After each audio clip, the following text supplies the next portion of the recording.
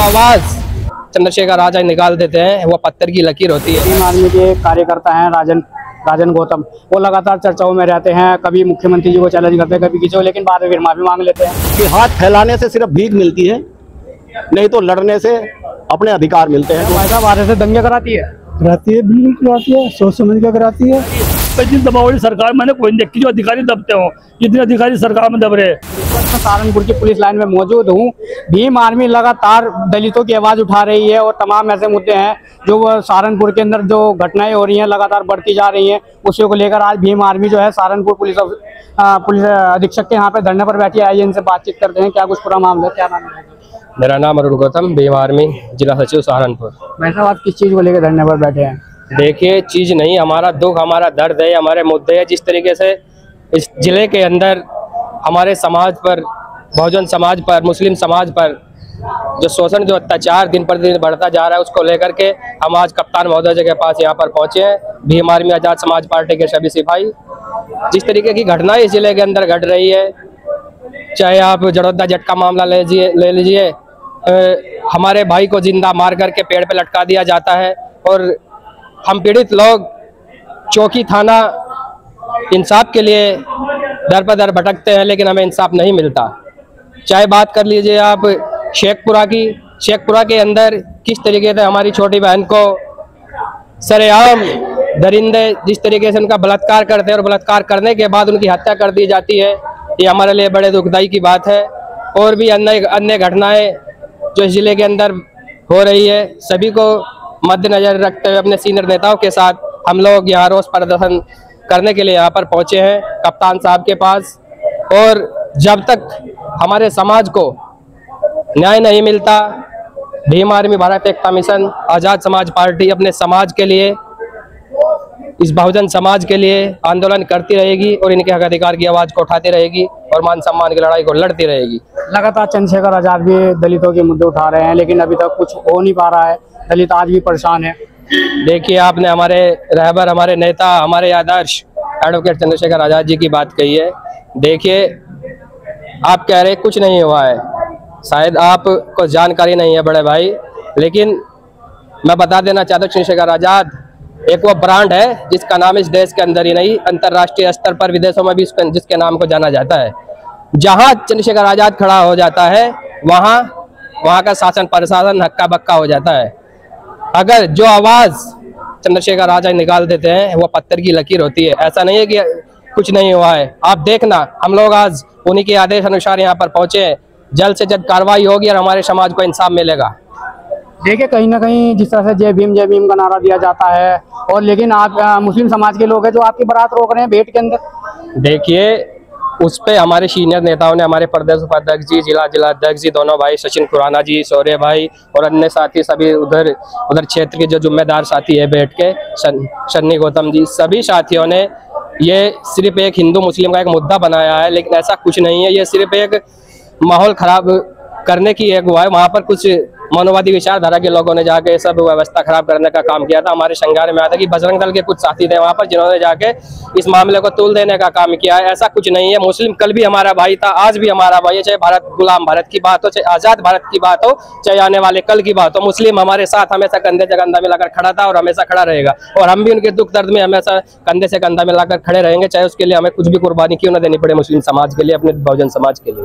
भाई साहब, मुस्लिम समाज ही आपकी बारातें रोक रहा है, लेकिन आप कह रहे हैं कि जय भीम का नारा दे रहे हैं आप लोग। जैसे कि अभी हमारे भाई ने बताया, ये एक सोची समझी साजिश है, ये मनवादी व्यवस्था की सोची समझी, जिसमें मुझे आप बताइए कि जब दलित और मुस्लिम की बात होती है, बजरंग दल का वहाँ पर पहुँचना क्या जरूरी है? नहीं ना।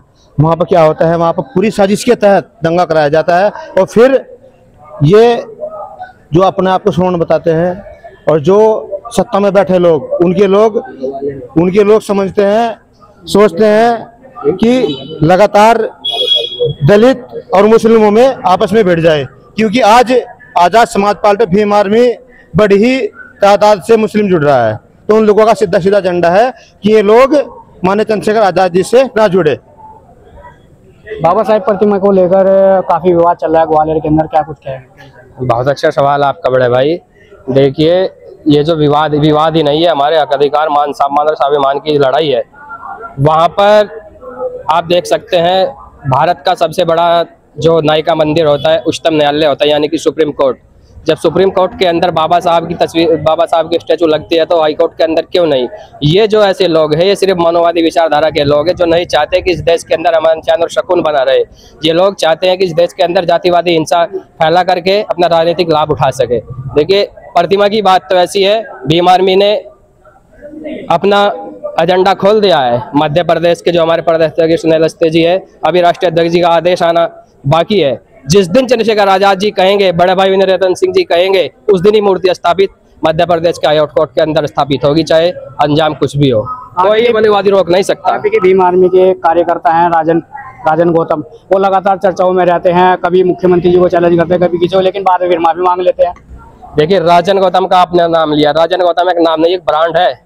वो चंद्रशेखर भाई के शरीर का एक हिस्सा है राजन गौतम हमारे बड़े भाई है। राजन गौतम माफी नहीं, वो तो सिर्फ एक, अगर गलती से अगर कोई भावनाओं में आके अगर कुछ बात निकल जाती है, माफी हम अपनों से मांगते हैं, किसी गैरों से नहीं। अगर हम सिर्फ विचारधारा से जुड़े लोग हैं, अगर गलती से, मैं भी एक इंसान हूँ, मेरी भी जबान से कुछ गलत नहीं रख सकता, भावनाओं में आके अगर मेरे समाज के साथ गलत होता है, मेरे अपने के साथ, उसका अपना दर्द है। राजन भाई का, हमारे सीनियर नेता है, उनका अपना दर्द है। जब समाज के ऊपर कुछ होता है तो वो सबसे पहले हमारी लड़ाई को लड़ने के लिए सबसे आगे खड़े थे राजन भाई। क्या प्रधानमंत्री को, मुख्यमंत्री को गाली देना सही मानते हैं आप? देखिए, प्रधानमंत्री मुख्यमंत्री को गाली देना सही है, वे एक संवैधानिक पद पे बैठे हैं, लेकिन अगर किसी व्यक्ति ने बार बार नहीं दोहराना चाहिए। अगर उनसे ऐसी गलती हुई तो भविष्य में हम उम्मीद करते हैं हमारे नेता से, हमारे बड़े भाई से ऐसी गलती नहीं होगी। आप ही की पार्टी के जयराम गौतम थे, वो अब अलग हुए हैं आपकी पार्टी से, लेकिन अभी भी उन पर टिप्पणी की गई है कि वो लोग बीजेपी से फंडिंग लेकर शादियां कराते हैं, तमाम ऐसी व्यवस्था करते हैं। देखिए, मैंने आपसे पहले ही कहा, भीम आर्मी भारत एकता मिशन, भीम आर्मी भारत एकता मिशन एक विचारधारा है। जयराम गौतम प्रधान जी भी हमारे भाई है समाज से, और उम्र के हिसाब से भी वो हमारे बड़े भाई है, हमारे साथी हैं। वो जो भी करते हैं अच्छा करते हैं, उनकी विचारधारा।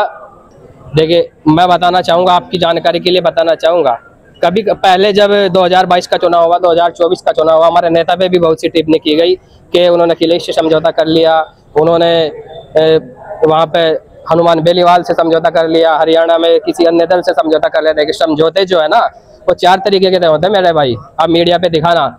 सामाजिक समझौता, पारिवारिक समझौता, राजनीतिक समझौता, और ये आपका 3 समझौते, और सामूहिक समझौता। जी भाई साहब, कैसे देख रहे हैं आप? क्या जिस तरह से मीडिया को भी अभी यहाँ पे अपशब्द बोले जा रहे थे, और जयराम गौतम है सहारनपुर के, उनको भी भला बुरा बोला, कह रहे हमारी पार्टी के थे पहले, अब उसके बाद जाके बीजेपी से फंडिंग ले रहे हैं। देखिए, पहली बात तो ये कि हमारा समाज बहुत बड़ा है। दूसरी बात ये कि हर इंसान की अपनी अपनी एक विचारधारा होती है। आपने कई मुद्दे ऐसे उठाए, जैसे बीच में एक और मुद्दा उठाया मुसलमानों का भी। अब कुछ चीज़ें ऐसी होती हैं, गद्दार हमारी बिरादरी में भी होंगे, ऐसा नहीं, वो भी चाहते होंगे शायद सत्ता वालों की शरण में जाए। ऐसे ही हर धर्म में होंगे कुछ लोग, वो लोग बहकावे में आकर या आरएसएस का मोहरा बनकर कहीं पर अगर कोई ऐसा कदम उठाते हैं तो वो क्या सही होगा? ये आज नहीं कल उनके रिजल्ट का पता लग जाएगा। उन लोगों को पता उन्हें भी है कि हम गलत कर रहे हैं, लेकिन सत्ता के दबाव में आकर कुछ लोग ऐसा कर बैठते हैं। जैसे आप जयराम भाई जी की बात कर रहे हैं, जयराम गौतम जी की बात कर रहे हैं, वो ये पूछा आपने, अब उनका अपना भी कुछ फंडा है। मान ली हमने बात की वो बीजेपी से चंदा वगैरह लेकर, लेकिन भला किसका कर रहे हैं? अपने समाज का ना। तो वो गलत कैसे हो सकते हैं, या समाज से बाहर कैसे हो सकते हैं? भाई वो अगर भाई दिवे हमारे समाज का भला पैसा वो लगा रहे हैं, भला तो हमारे समाज का ही हो रहा है ना। तो इन चीजों को हम लोगों को कभी बुरा नहीं मानना चाहिए। हमें मतलब है अपने समाज के अधिकारों से, हमें मतलब है अपने अधिकार की लड़ाइयों से। आज ये जो हजूम यहाँ पर इकट्ठा हुआ है, सबको पता है इस चीज का कि हाथ फैलाने से सिर्फ भीख मिलती है, नहीं तो लड़ने से अपने अधिकार मिलते हैं। दोस्तों, हम लोगों को अपने अधिकार चाहिए, भीख नहीं। आरएसएस तो राष्ट्र के हित में काम कर रहा है, लेकिन आप आरएसएस को भी गलत ठहरा रहे हैं। अब आप वो किस चीज को राष्ट्र मान रहे हैं या हम किस चीज को राष्ट्र मान रहे हैं? वो अगर अपने नियमों को राष्ट्र मान रहे हैं, ये उनका सोचना है। हम इस देश को राष्ट्र मान रहे हैं, अपने अधिकारों को राष्ट्र मान रहे हैं, ये हमारा सोचना है।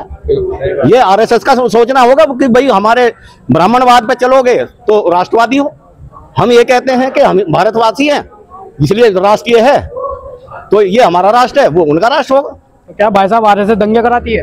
कराती है, बिल्कुल कराती है, सोच समझ कर कराती है।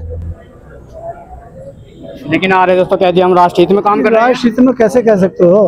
अगर उनके मुख्य कार्यालय पर आज तक तिरंगा नहीं फहरा तो कैसे कहते देते हैं हम उसे राष्ट्रीय हित में? जी भाई साहब, क्या प्रधानमंत्री को और मुख्यमंत्री को गाली देना सही है? मुख्यमंत्री प्रधानमंत्री कौन गाली दे रहा है?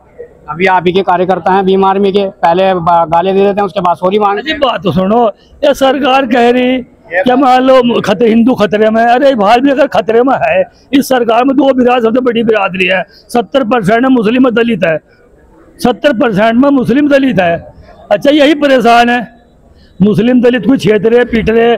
जो IAS PCS अधिकारी, जितने बड़े अधिकारी आज दबाव में चल रहे हैं, IAS PCS अधिकारी जो दबाव मान रहे इस सरकार में, कभी सरकार बहुत आई, मेरी भी उम्र 58 साल की आएगी, पर इतनी दबाव वाली सरकार मैंने कोई नहीं देखी जो अधिकारी दबते हो, जितने अधिकारी सरकार में दब रहे, जितनी गुंडागर्दी सरकार में हो रही। दलित छितरा, मुसलमान छितरा, उसी के खिलाफ मुकदमा हो रहा आज के टाइम में। ऐसा कभी हो रहा? अंधी पीसरी कुत्ते खा रहे, अंधी पीसरी कुत्ते खा रहे, तू देख नहीं रहा कौन खा रहा? यही छितरे इन पे मुकदमे हो रहे, मुसलमानों पर, दलितों पे। ये अपनी आवाज भी नहीं उठा सकता आज टाइम में। जो 70% है, आंकड़े निकाल लिए, दोनों बिरादरी मुस्लिम और दलित 70% है, और आज यही परेशान है। और सरकार कह रही कि मतलब खतरे में, सरकार खतरे में। अरे आप कहीं सरकार में मुख्यमंत्री इनका, प्रधानमंत्री इनका, ये भी खतरे में, तो भाई खतरे, ये भी बाल खतरे में है, तो भाई झूठी सरकार है यहाँ। मुस्लिम समाज के लोग ही आपकी बारात रोक रहे हैं और आप जय भीम का नारा दे रहे हैं। नहीं, मुस्लिम तो इबाल, तो मुस्लिम इनमें आपस में विवाह बांट रहे हैं। इबाल जितना मुस्लिम की आवाज चंद्रशेखर भाई उठा रहा, जो मुस्लिम की आवाज फिलहाल जो उठा रहा चंद्रशेखर उठा रहा, नहीं तो समाजवादी भी, जैसे बीजेपी से समाजवादी, अखिलेश मुख्यमंत्री था और इबाल मुख्यमंत्री कौन है? योगी सिंह, दोनों भाई हैं। मुसलमान को पता लग गया कि समाजवादी बीजेपी दोनों एक है।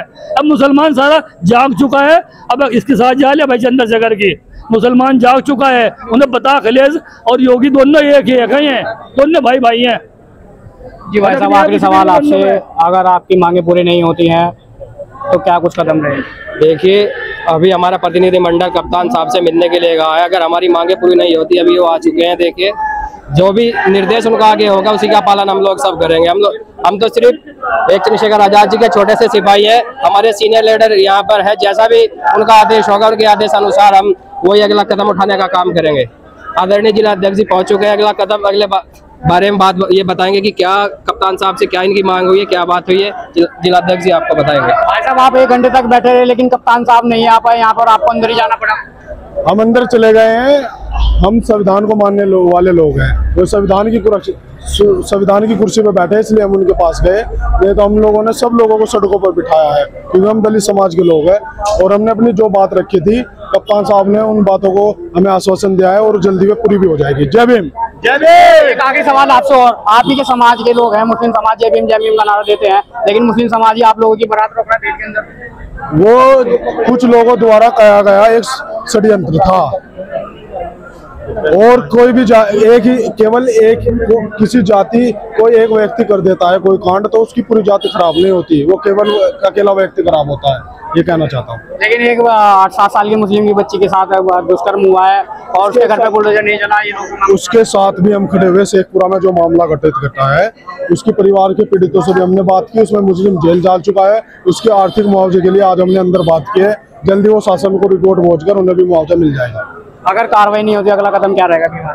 भीम आर्मी संघर्ष करना जानती है और आंदोलन करना हमें हमारे नेता चंद्रशेखर आजाद और विनय रतन सिंह जी ने सिखाया है, और हम जब तक संघर्ष करेंगे और अंतिम सांस तक। आज हम ये देवबंद से लेकर सहारनपुर तक ये आंदोलन खड़ा किया है, इसके बाद सहारनपुर से लेकर लखनऊ तक हम आंदोलन तैयार करेंगे। आप हर बार 17 मई की बात करते हैं, क्या दंगे करने से निश्चय निकल जाएगा इस चीज का? 17 मई को क्या दंगा हुआ? 2017 में हुआ था, अभी ये बात कर रहे थे, पर 17 मई का वो 17 मई आएगा नहीं, मैं बताता रहा हूँ, वो 9 मई को घटना घटी थी। वो हम लोगों ने दंगा नहीं किया था, हमारे कुछ गुंडों ने हमारे लोगों की पोशाक पहनकर वो दंगा करने का काम किया था। हम तो संविधान को मानने वाले लोग हैं, संविधान को मानते हैं। जय भाई साहब, कैसे देख रहे हैं इस मामले?